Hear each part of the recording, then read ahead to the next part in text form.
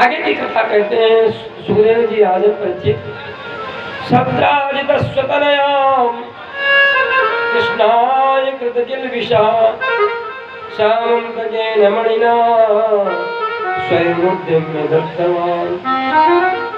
एक सत्राजित नाम का राजा है जिसके भाई का नाम प्रसेन है। ये पीछे हम लोगों ने कथा सुनी ना इस करने में। तो सत्राजित अपने गुरुदेव के कथनानुसार भगवान सूर्य की उपासना करता है और सूर्य की उपासना करने पर सत्राजित को भगवान सूर्य ने एक श्यामंतक मणि प्रदान की। श्यामंतक मणि, उस मणि को गले में लेकर सत्राजित जब चलता है तो बड़ी शोभा होती, सूर्य के समान कांति। और श्यामंतक मणि का भाव ये था कि जहां वो रहती थी वो 8 भार सोना उत्पन्न करती थी। सुंदर बरसात होती थी, शरीर निरोग रहता था, किसी की अकाल मृत्यु नहीं होती थी और दरिद्रता भी नहीं होती थी। भाई जिसके पास धन नहीं वही तो गरीब है। अब इस 8 भार को हम समझ रहे, थोड़ा ज्योतिष गणित है। धान, 4 धान आप ले लो, ब्रीही माने धान, तो 4 धान के दाना को एक गुंजा कहा जाता है। गुंजा ढाई परस मणि खोई, माने 4 धान के दाना कोई पा जाए और फिर वो पारस मणि खो दे, तो 4 धान के दाना को एक गुंजा, ब्रीही को, ब्रीही माने धान, 4 धान के दाना को एक गुंजा खा जाता है। और 20 गुंजा का एक पण होता है। 20 गुंजा माने 20 धान के दाना हो तो एक पण हो, और 160 पण का एक धरण होता है, और 1280 धरण का एक कर्ष होता है, और 2120 कर्ष का एक पल होता है। और उसको 100 से गुणा करने पर जो आएगा उसको कहते हैं तुला। माने 2,12,000 धान के दाना हो तो एक तुला होगा, और उस तुला को 20 से गुणा कर दीजिए आप तो भार आएगा 42,40,000 तुला का एक भार होता है। और उसको आप पूरा काउंट करते जाओ तो धान के दाना कितने होंगे? 3,39,20,000 धान के दाना जो है जब आप गिन के इकट्ठे करोगे तो उसको कहते हैं 8 भार। 8 भार इतना सोना वो श्यामंतक मणि रोज देती। कम से कम 3,39,20,000 धान के दाना जब गिनो तो कम से कम 1 बोरा तो हो ही जाएगा, नहीं होगा। यानी इतना सोना वो श्यामंतक मणि रोज देती। एक दिन वो श्यामंतक मणि को अपने गले में पहन करके सत्राजित जब भगवान की द्वारिकापुरी की सुधर्मा नाम की सभा में गया तो जितने भी सभासद थे उठकर खड़े हो गए। भगवान लगता है सूर्यदेव आ रहे हैं।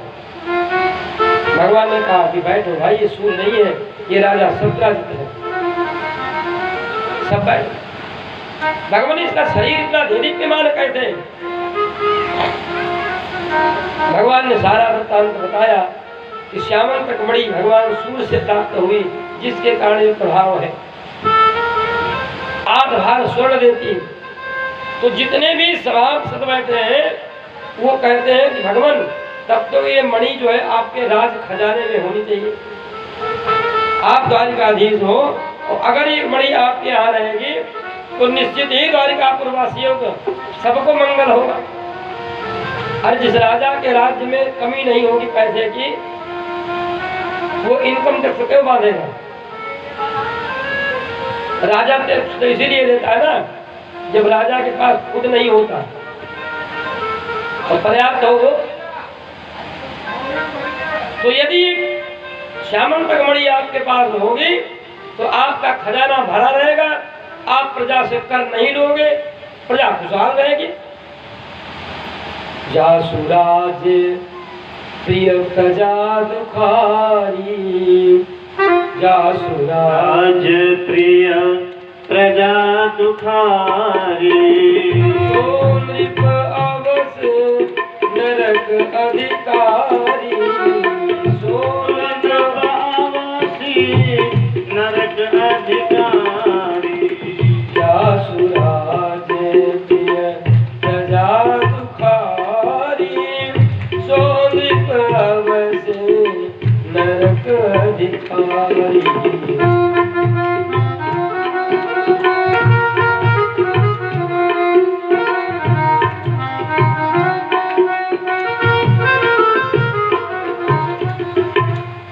भगवान क्या करें? आप कहोगे कि हम ही कह दें। भगवान बोले ये तो धर्म है भाई, क्योंकि परिश्रम से जो भी व्यक्ति वस्तु को प्राप्त करता है अधिकारी तो वही होता है।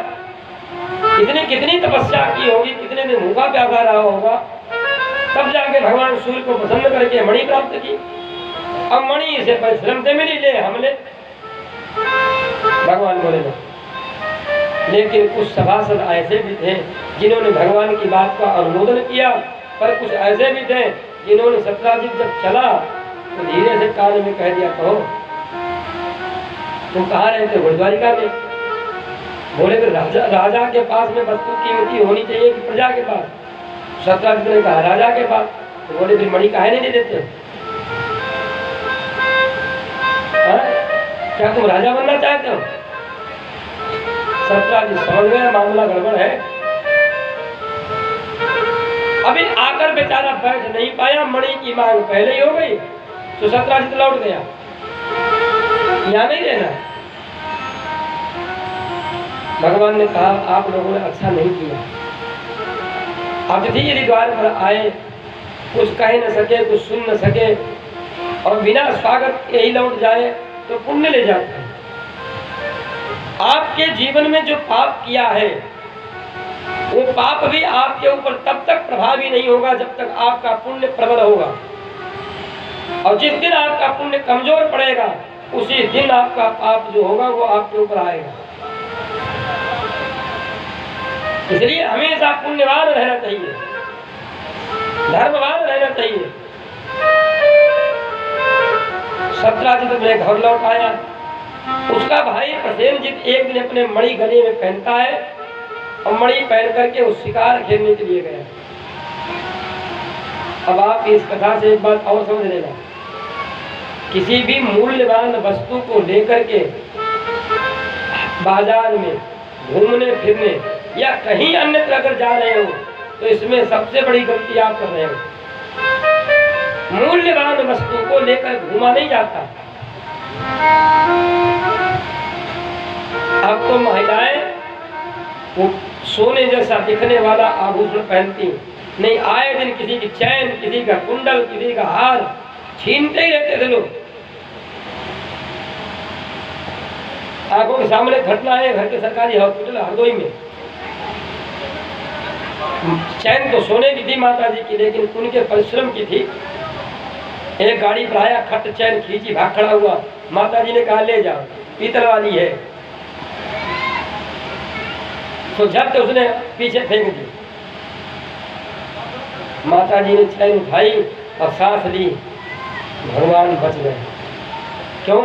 चैन तो वजनदार थी, असली भी थी, लेकिन उनके मुख से निकलना ही कि उसने चैन फेंक दी। पीतल लेकर क्या करें? कभी कभार ऐसा होता है कि भाग्य जब अनुकूल होता है, दैव अनुकूल होता है तो वस्तु मिल जाती है, और दैव प्रतिकूल हो जाता है तो फिर नहीं मिलती। पतिच्युतम तिष्ठदधिष्ठ रक्षितम स्थितम तद विहितम विनश्यति अकुष्यते कर्मणि प्रवर्तते। देखो भाई, अगर दैव अनुकूल है तो वस्तु तुम्हारी है, अगर मार्ग में गिर भी गई तो भी मिल जाएगी। और दैव प्रतिकूल हो गया तो घर में रखी हुई वस्तु भी कोई ले जाएगा।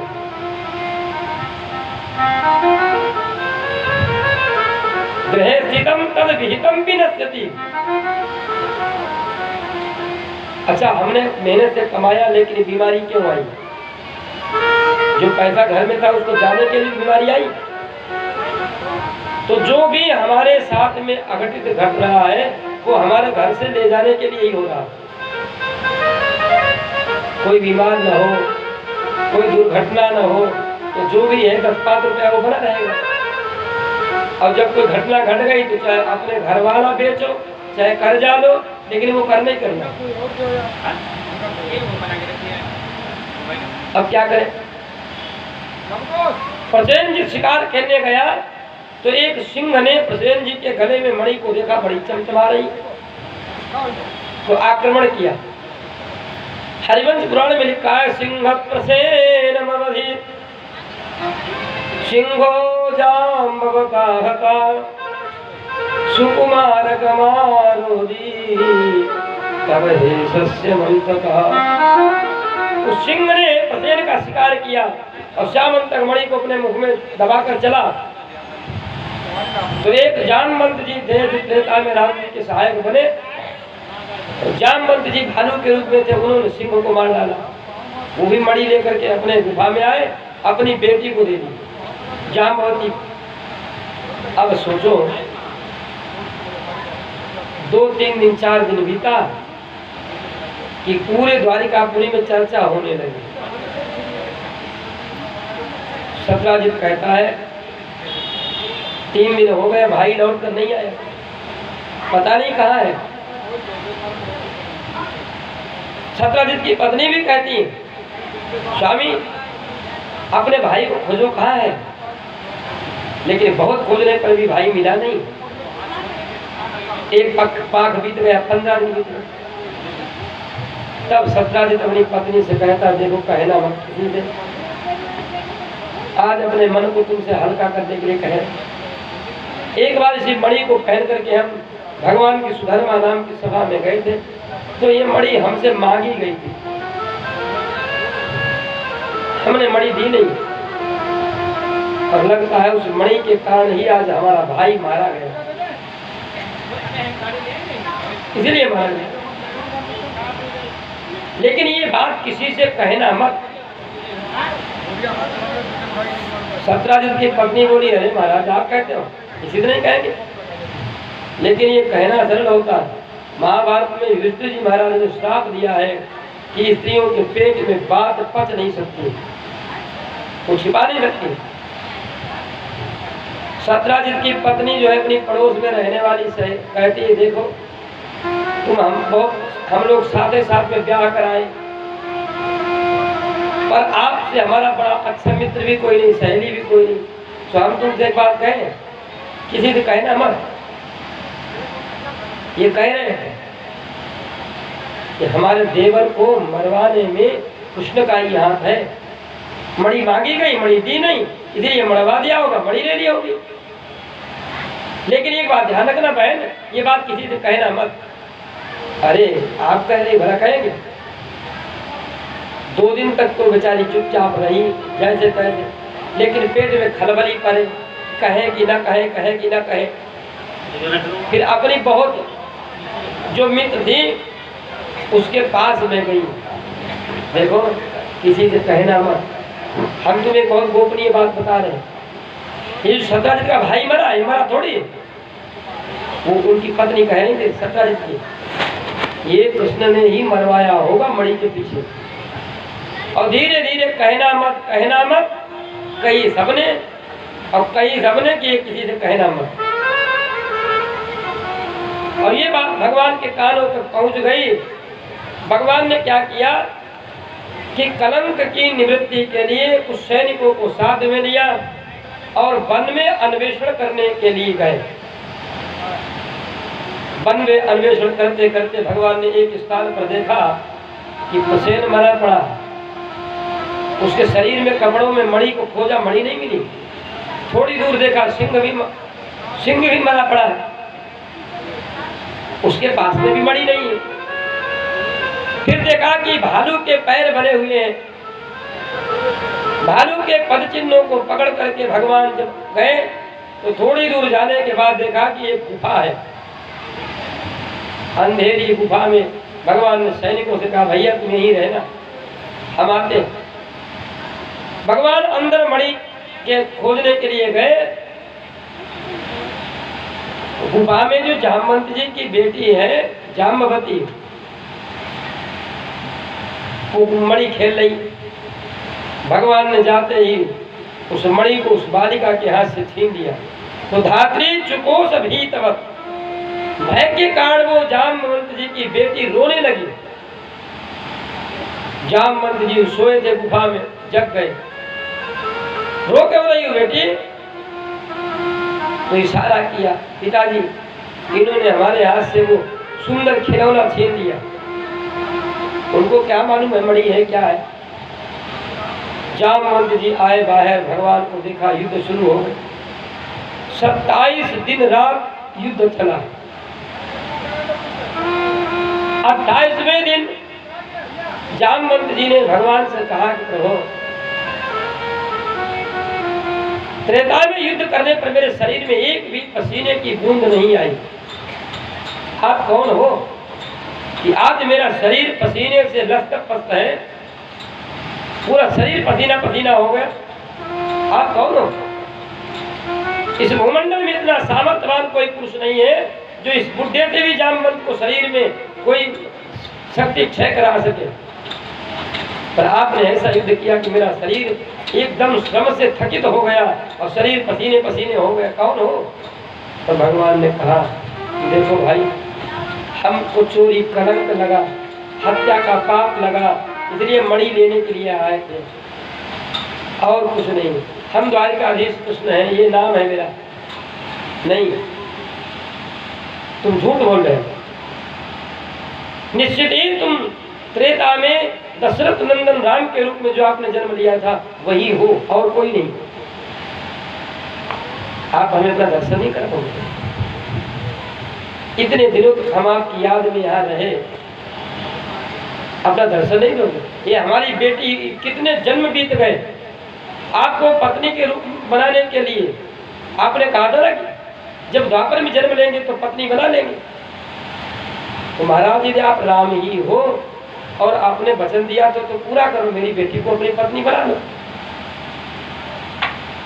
तब भगवान ने अपना दिव्य स्वरूप का दर्शन कराया। नील सरोरुह नील मणि, नील नीरधर श्याम, लाज ही तन शोभा निरखी, कोटि कोटि सतकाम। करोड़ों कामदेव को लज्जित करने वाले भगवान श्याम सुंदर राघव के रूप में प्रकट हो गए। तुलसीदास जी ने भी कृष्ण को राम बना दिया। कित मुरली कित चंद्रिका कित गोपियन के साथ अपने जन के कारण श्री कृष्ण भय रघुनाथ। भगवान सीताराम लक्ष्मण प्रकट हुए, जामवंत जी को दर्शन दिया। जामवंत जी ने अपनी बेटी का हाथ भगवान के हाथ में दिया और जो श्यामंतक मणि थी वो दहेज के रूप में प्रदान कर दी। इतना बड़ा दुनिया में कोई दहेज नहीं दे पाता। कन्यादान से बढ़कर के कोई भी दान नहीं है, कोई दान नहीं। सुखदेव जी महाराज कहते हैं, राजन परिचित द्वारिकापुर वासियों ने भगवान से पूछा, जब श्यामंतक मणि लेकर आए, जामवंत जी को पुत्री को भी ले आए, और वो मणि जब सत्राजित को लौटाई तब सत्राजित विचार करने लगा कि हमने दोष लगाया, हमको लोग क्या कहेंगे, हमारी बड़ी अपकीर्ति हो। पति पत्नी दोनों ने मन में ठानी कि क्यों ना हम अपनी बेटी का विवाह कर दें। तो पहला विवाह रुक्मिणी के साथ, दूसरा विवाह जाम्बवती के साथ, तीसरा विवाह भगवान का सत्यभामा के साथ हुआ। स्कंद पुराण में लिखा है कि भगवान को कलंक क्यों लगा। तुमया भाद्रपदे मास चतुर्थ्याम चंद्र दर्शनम। भाद्रपद महीने की शुक्ल पक्ष की चतुर्थी तिथि का जो चंद्रमा का दर्शन करता है उसको कलंक लगता है। जो प्रत्यक्ष में दर्शन करे उसका क्या होगा? अरे जो भगवान कहते हैं घोष पराम मुनि वैराजन कथम दिवस पश्यता।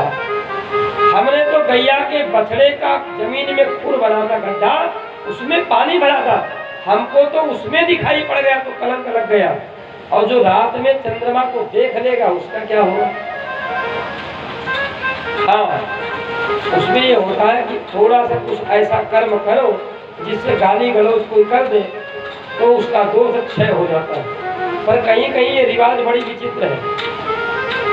जनपद चंदौली से लेकर सोनभद्र इत्यादि स्थानों पर ये बड़ा विचित्र उत्सव मनाते हैं। रात्रि में ईंटा पत्थर घरों पर फेंकते हैं और पूछने पर मालूम पड़ता है कि ये डेलहैया चौथ है, डेला फेंके जाते। उस काल में अगर बेचारा कोई रात्रि में बाहर खाट डाल के सो रहा हो ना तो उसकी तो बड़ी अच्छी डेलहैया चौथ हो जाए।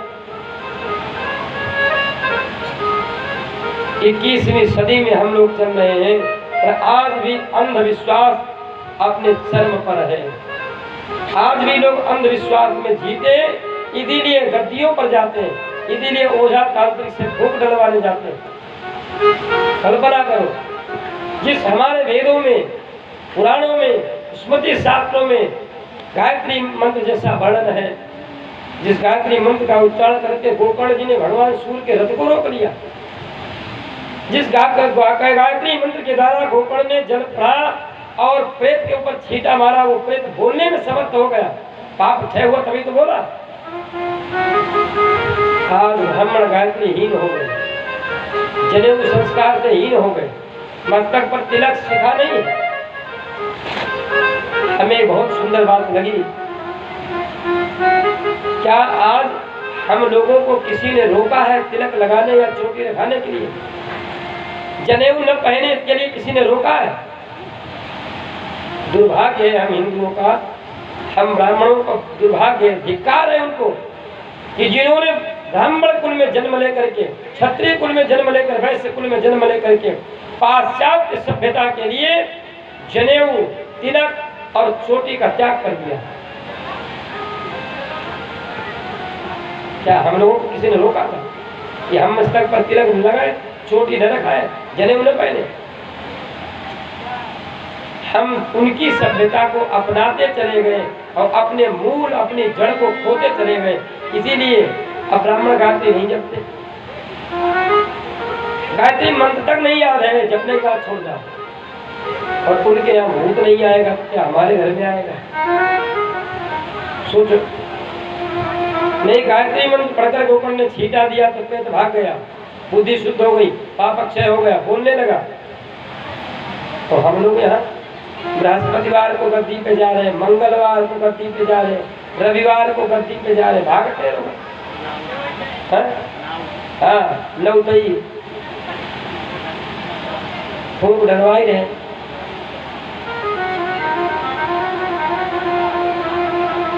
तैंतीस कोटि देवता जाके तिन्हीं न पूज सके अब राधे, पूजई जिंद ओ पीर औलिया, इन्हें चढ़ावे चद्दरी तौलिया।